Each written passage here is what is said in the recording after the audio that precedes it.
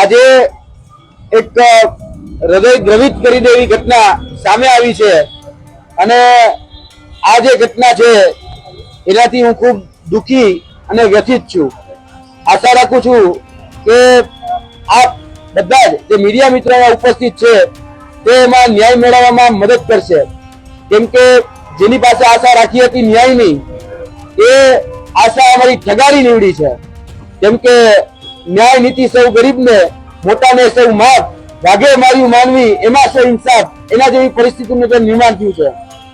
Gujarat police જેને આપણે કહેતા હોય છે કે સેવા, સુરક્ષા અને શાંતિ માટે જાણીતી છે, પણ વર્તમાનમાં એ પરિસ્થિતિ છે કે સેવા જે ફક્ત થાય છે તો નેતાઓની, સુરક્ષા સત્તાધીશોની અને શાંતિનો દંભ કરવામાં આવે છે।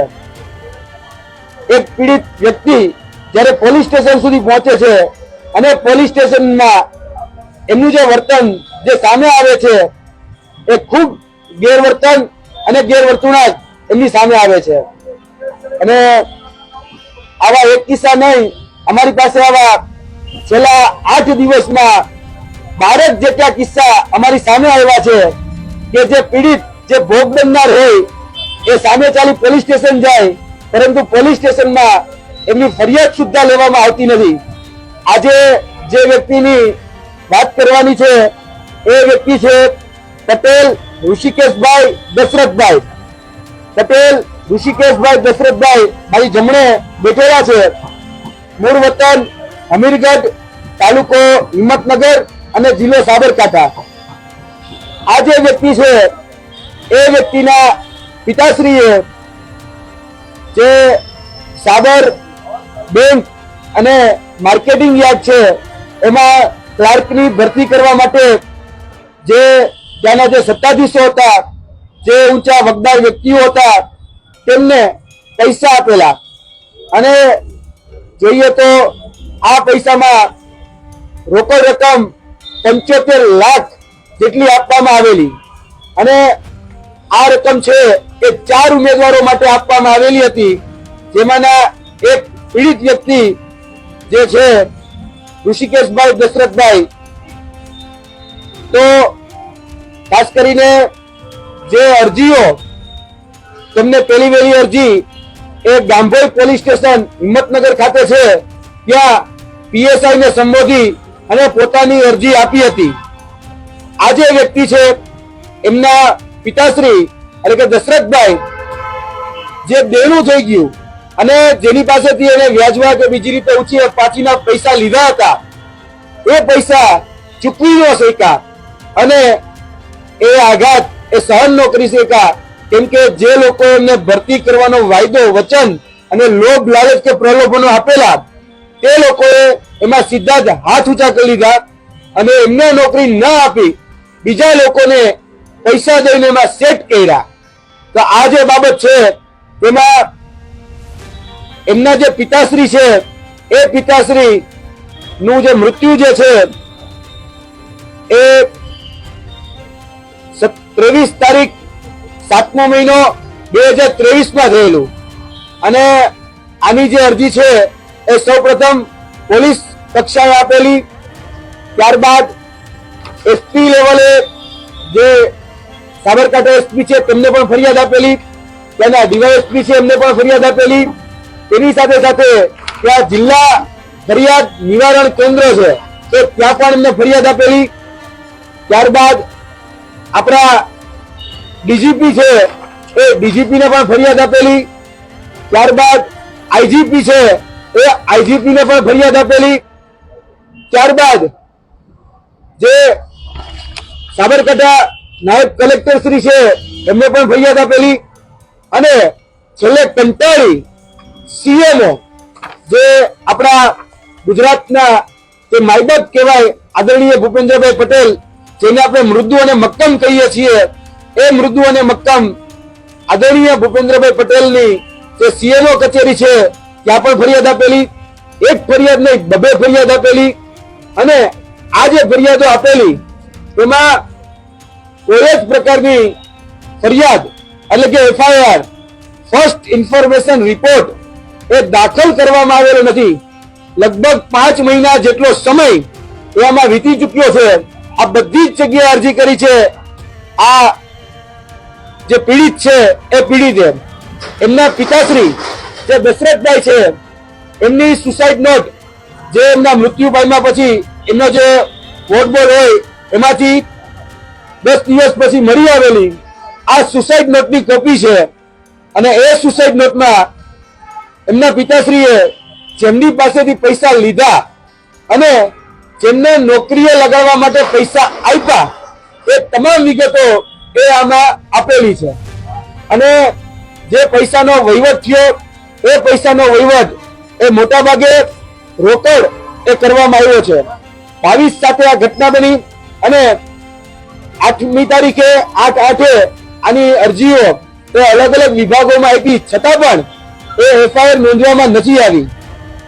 શંકાની સોય અમારી એ પોલીસ કચેરી સમક્ષ છે કે ભાઈ પોલીસની જવાબદારી બને છે કે એને જે નાગરિક હોય એ નાગરિકની ફરિયાદ નોંધવી, પણ ફરિયાદ નોંધવામાં આવતી નથી.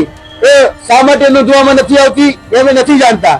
ક્યાં સત્તાધીશો કે ક્યાં વગદાર લોકો એની રોકી રહ્યા છે એ અમે નથી જાણતા, પણ કશું કંઈક દાળમાં કાળું છે એવું અમને લાગી રહ્યું છે. એટલે ફરિયાદ નોંધવામાં નથી આવતી. ભાઈશ્રી જ્યારે ઋષિકેશભાઈ પોલીસ ફરિયાદ લખાવવા માટે જાય છે તો અંતે એમને એવા શબ્દો સાંભળવા મળે છે કે ભાઈ શું વારે ઘડીએ ફરિયાદ કરવા માટે આવી જાય છે, શું વારે ઘડીએ ઉઘરાણી કરવા માટે આવી જાય છે, તું એમને શીખવાડીશ કે અમારે કઈ રીતે કામ કરવું અને હવે બીજી વખત આવતો નહીં, જા તારી એફઆઈઆર નહીં લેવાય. આ પ્રકારના શબ્દો એ જ્યાં હાજર જે પોલીસ અધિકારીઓ હતા, જે ઉચ્ચ અધિકારીઓ હતા, જેને આપણે એસપી, ડીવાયએસપી, આઈજી કહીએ છીએ, એ ઉચ્ચ અધિકારીઓએ ધિક્કારી નાખ્યા અને કે જા તારી એફઆઈઆર નોંધવામાં નહીં આવે તો થાતું એ કરી લે. આ પ્રકારના શબ્દો એ એમને કહેવામાં આવ્યા. જ્યારે એ પણ કહી શકાય કે આજે દુઃખી છે કારણ કે એમના પિતાશ્રીનું અવસાન થયું છે અને એ પિતાશ્રી ક્યાંક ને ક્યાંક એમને સામાજિક પ્રતિષ્ઠા આપવા માટે એક સામાજિક રીતે કોઈ પણ પ્રકારની લોભ લાલચમાં આવ્યા. માનીએ છીએ કે દોષિત છે, પરંતુ આમાં સૌથી મોટી દોષિત પૈસા લેનાર પણ છે અને સૌથી મોટું દોષિત એ વ્યક્તિઓ પણ છે જે ફરિયાદ નથી લેતા.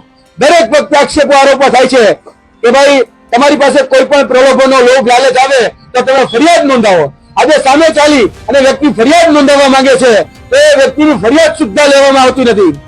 અમે આદરણીય ગૃહ રાજ્યમંત્રી હર્ષભાઈ સંઘવી અને આદરણીય ગુજરાતના મુખ્યમંત્રી ભૂપેન્દ્રભાઈ પટેલને વિનંતી કરીએ છીએ કે ભાઈ આમાં ફરિયાદ લેવામાં આવે, નિષ્પક્ષ તપાસ કરવામાં આવે અને જે પણ દોષિત હોય જે પણ એમના ઉપર કડકમાં કડક કાર્યવાહી કરી જે પણ સજાત્મક અને દંડાત્મક પગલાં લેવાની જરૂર પડે તે તમામ સજાત્મક અને દંડાત્મક પગલાં લેવામાં આવે એવી અમારી નમ્ર અપીલ છે. કેમ કે ભાઈશ્રી પણ એમને પણ નકારાત્મક વિચારો આવી રહ્યા છે. કેમ કે એમને તમામ આઈજી, ડીઆઈજી, એસપી તમામ કક્ષાએ ફરિયાદો આપી, સીએમઓ કક્ષાએ ફરિયાદો આપી, છતાં પણ એફઆઈઆર નોંધવામાં નથી આવતી. તો શા માટે એફઆઈઆર નોંધવામાં નથી આવતી એની સ્પષ્ટતા આ સત્તાધીશો અને આ પોલીસ અધિકારીઓ કરે એવી આશા અપેક્ષા રાખીએ છીએ. અને તમામ જે મીડિયા મિત્રો ઉપસ્થિત છે એમનો હું આભાર માનું છું કે આ જે વ્યક્તિ છે એમની વેદનાના વાચક બન્યા.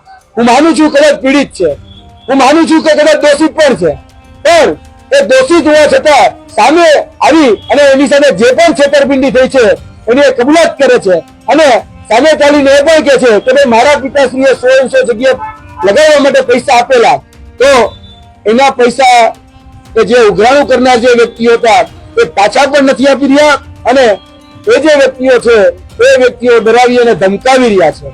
તમે આશા અપેક્ષા મીડિયા મિત્રો પાસે પણ રાખીએ છીએ કે કોઈ અમારી વેદનાનું વાચક બનતું નથી. તમે મહેરબાની કરીને અમારી વેદનાના વાચક બનો. હું ઋષિકેશ દશરથભાઈ પટેલ, જે મારા પિતાએ 22/7 રોજ સુસાઇડ કરેલ અને 23/7 રોજ એમનું મરણ થયેલ હતું. પછી સામેવાળા વ્યક્તિઓ હતા જે મુકેશભાઈ રીવાભાઈ પટેલ વસરપુર, મુકેશભાઈ રામચંદ્રભાઈ પટેલ મુનપુર, સુજીતકુમાર દશરથભાઈ પટેલ સુરજપુરા. આ 3 લોકોને સાબરકાંઠા બેંક અને માર્કેટ યાર્ડની ભરતી માટેના પૈસા આપેલ હતા અને એ લોકોએ પછી અમારી ભરતી ના કરી અને બીજા લોકોની ભરતી કરી દીધી બીજા પૈસા લઈને.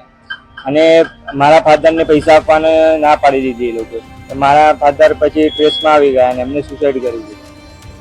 અને એમાં મુકેશભાઈ રીવાભાઈ પટેલ છે, એમના વાઇફ સાબરકાંઠા બેંકમાં ચેરમેન છે. પછી જે મુકેશભાઈ રામચંદ્રભાઈ પટેલ એમના મામા છે એ સાબર ડેરીના પૂર્વ ચેરમેન હતા. અને સુજીતકુમાર દશરથભાઈ પટેલ એ કોટન માર્કેટ યાર્ડના ચેરમેન છે અત્યારે હાલ. અને આપ મીડિયા વાળા બધા અમારો સપોર્ટ કરે અને જેમ બને એમ જલ્દીથી એફઆઈઆર થાય એવી મારી અપીલ. તમારા કોઈ પ્રશ્ન હોય તો કહેજો. અને સુપ્રીમ કોર્ટનો એક આદેશ પણ છે. સુપ્રીમ કોર્ટનો આદેશ છે લલિતા કુમારી વર્સિસ જે કેસ થયો હતો એમાં સુપ્રીમ કોર્ટે ગાઈડલાઈન આપી છે કે ભાઈ કોઈ પણ અરજદાર તમારી પાસે એટલે કે પોલીસ સ્ટેશન સમક્ષ આવે છે તો એમની ફરિયાદ નોંધવી. હવે આ જે સુપ્રીમ કોર્ટનો આદેશ છે એનું પણ ઉલ્લંઘન એ ગુજરાત પોલીસ કરી રહી છે એવું અમને દેખીતી રીતે લાગી રહ્યું છે. ક્લાર્કની એક નોકરીના એટલે એમાં એવું હતું કે માર્કેટ યાર્ડમાં હતું અને સાબર ડેરીમાં સાબરકાંઠા બેંકમાં હતું. એમાં પણ જે કરણપુરના નિકેશભાઈ રીવાભાઈ પટેલ અને ગિલાલ જીવાભાઈ પટેલ એમના બે પુત્રો છે. એમની જે ભરતી કરવાની હતી એ માર્કેટ યાર્ડમાં કરવાની.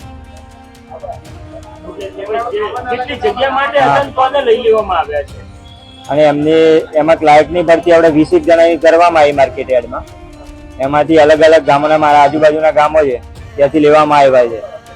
જાંબુડીનો છે, હિંમતપુરના છે, કાંકરોલના છે, એવી રીતના અલગ અલગ જગ્યાના લેવામાં આવેલા છે માર્કેટ યાર્ડમાં ક્લાર્કમાં.